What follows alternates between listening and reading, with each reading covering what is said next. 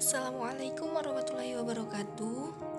Baiklah, saya Wika Pratesya dengan NIM 1811260039. Di sini saya akan menjelaskan materi tentang gerak lurus beraturan GLB dan gerak lurus berubah beraturan GLBB.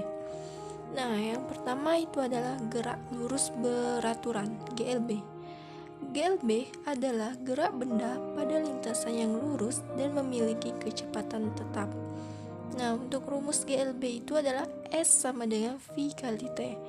Dengan S itu adalah jarak dengan satuannya meter, V adalah kecepatan dengan satuannya m/s, dan T adalah waktu dengan satuannya sekon. Oke, untuk rumus itu sebenarnya bisa dirubah tergantung apa yang ditanya dan apa yang diketahui. Jadi, untuk mencari rumus kecepatan, maka menggunakan rumus V sama dengan S per T. Nah, dan untuk mencari mencari waktu, maka akan menggunakan rumus T sama dengan S per V. Nah, oke, selanjutnya untuk grafik GLB. Nah, bisa kita lihat di sana pada sumbu X itu adalah waktu dengan satuannya sekon, kemudian pada sumbu Y itu adalah kecepatan dengan satuannya m/s. Jadi untuk GLB itu grafiknya bisa kita ilustrasikan lurus vertikal horizontal. Kenapa? Karena dia memiliki percepatan atau A sama dengan 0. Jadi kecepatannya stabil.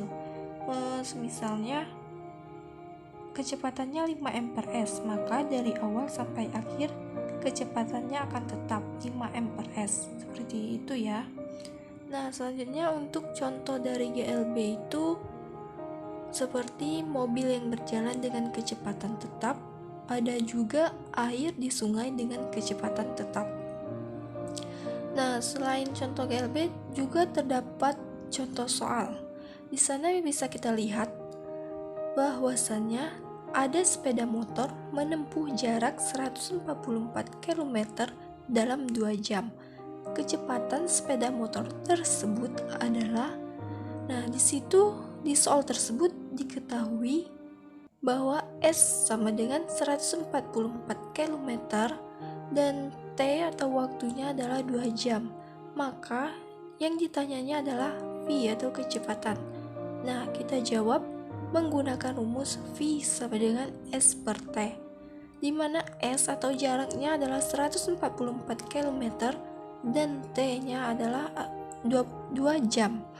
Maka 144 dibagi 2, kita dapatkan hasilnya adalah 72 km per jam.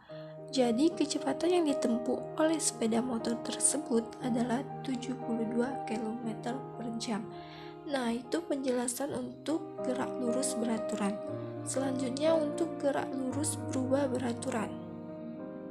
Nah, untuk gerak lurus benda berubah beraturan atau GLBB itu adalah gerak benda pada lintasan yang lurus memiliki kecepatan yang berubah dan percepatan tetap.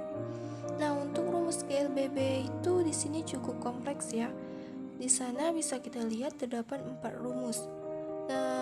Yang pertama, V sama dengan A dikali T, Vt sama dengan V0 plus minus AT, S sama dengan V0 dikali T plus minus setengah AT kuadrat, Vt kuadrat sama dengan V0 kuadrat plus minus 2AS.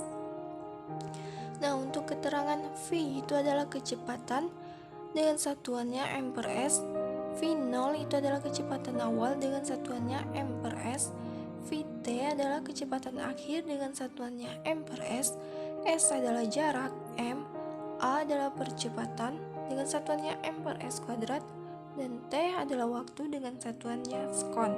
Nah, untuk rumus di sana kan terdapat positif dan negatif. Itu dikarenakan tergantung dengan arahnya. Jadi, kalau misalnya percepatannya itu dipercepat, maka dia akan positif. Dan kalau misalnya percepatannya diperlambat, maka dia negatif. Seperti itu ya.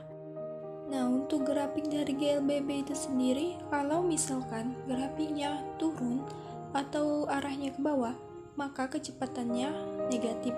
Dan begitu juga untuk sebaliknya. Kalau misalkan grafiknya arahnya ke atas atau naik, maka kecepatannya positif. Nah, di sana sudah terdapat contoh soal dari GLBB itu sendiri. Sebuah benda bergerak dari keadaan diam dengan percepatan tetap 4 m per s kuadrat.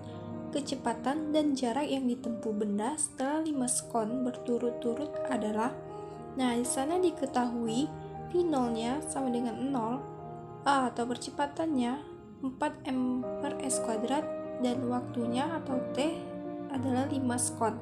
Dan ditanya adalah kecepatan V dan jarak S.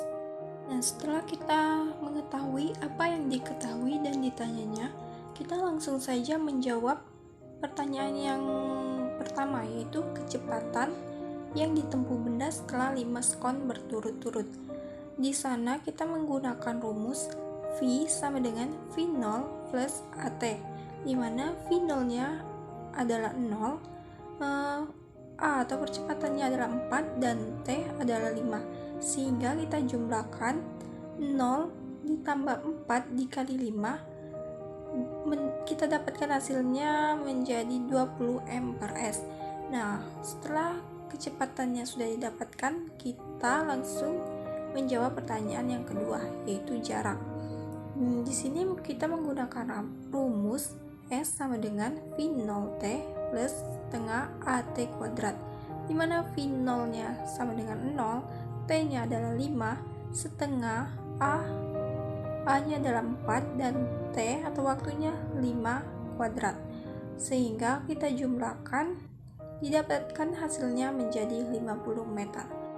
Mungkin sampai di sini saja penjelasan singkat dari saya tentang materi GLB dan GLBB. Semoga teman-teman sekalian paham dari penjelasan saya sebelumnya.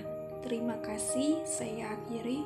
Wassalamualaikum warahmatullahi wabarakatuh.